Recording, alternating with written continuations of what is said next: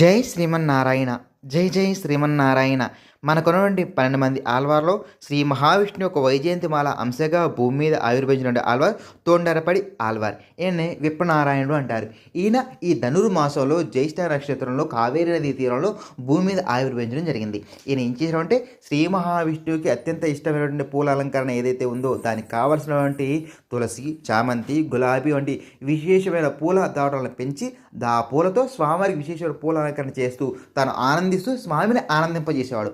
అనుకోకుండా ఆయన ఒక సందర్భం రాజనర్తకి యొక్క అందచందాలకు ముగ్ధులైపోయి రంగనాథ స్వామి యొక్క సేవను విస్మరిస్తే ఆ రంగనాథుడే రంగదాసుడుగా భూమి మీదకి వచ్చి తనకు జ్ఞానోపదేశం చేశాడు. దానికి కాను విప్రనారాయణుడు తను చేసిన తప్పిదానికి ప్రాయశ్చితం ఏంటి అని చెప్పేసి అనుకొని భగవద్భక్తుల యొక్క పాదసేవే తనకి గతి అని చెప్పేసి ఆ పాదసేవ చేసి ఆ గొప్పతనాన్ని మనందరికీ చాటి చెప్పినటువంటి నారాయణుడే ఈ విప్రనారాయణుడు.